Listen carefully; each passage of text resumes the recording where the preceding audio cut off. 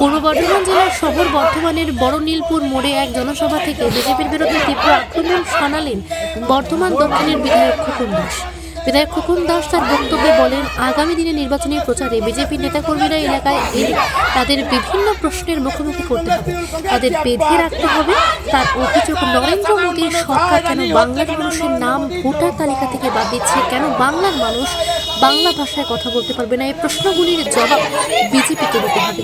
তিনি আরো বলেন, কেন তাদের নেতাদের কথায় বাংলার মানুষ কি খাবে কি খাবে না এমন নির্দেশ মানতে হবে, মাছ মাংস খাওয়া নিয়েও কেন বাধা দেওয়া হচ্ছে তার উত্তর চাইতে হবে। খোকন দাসের বক্তব্যকে ঘিরে রাজনৈতিক মহলে আলোচনা শুরু হয়েছে।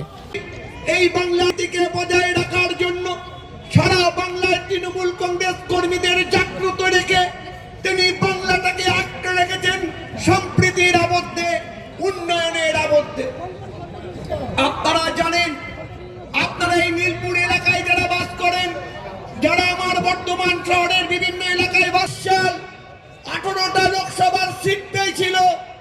18টা লোকসভার সিট পাওয়ার পর গোটা বর্ধমান জুড়ে সন্ত্রাস চালিয়েছে।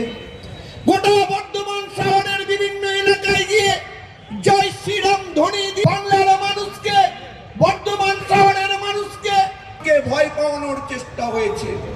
সেদিন আমরা কি দেখেছিলাম? আমাদের বর্ধমান দক্ষিণের যোগ্য নেতৃত্ব, এই খোকন দাসের নেতৃত্বে আমরা যারা ভয়ে ভয়ে দাঙ্গা লাগিয়ে রক্তাক্ত ভারতবর্ষ যেভাবে তৈরি করছে বিজেপি, তারা চেষ্টা করেছে এই বাংলাকেও রক্তাক্ত করা। আপনি কি জটিল কিছু সমস্যায় ভুগছেন? সমাধান পেতে চান? যোগাযোগ করুন প্রখ্যাত জ্যোতিষ ও তান্ত্রিক মনসারাম ভট্টাচার্যের কন্যা মনসা কন্যার সাথে। প্রখ্যাত জ্যোতিষ ও তান্ত্রিক মনসা কন্যা হাওড়া জানবাড়ি ও হাতিবাগানের নিজস্ব মন্দিরেও বসেন।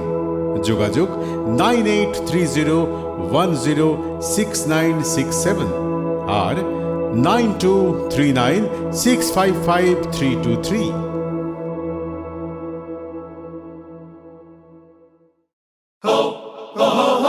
পুজো মানে জমকালো লাইন,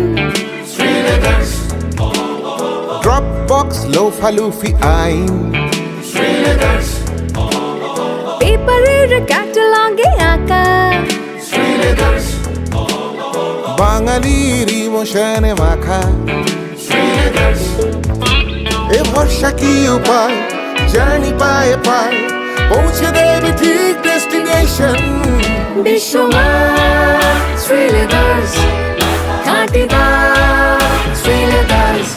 শ্রী লেদার্স, হাওড়া ময়দান।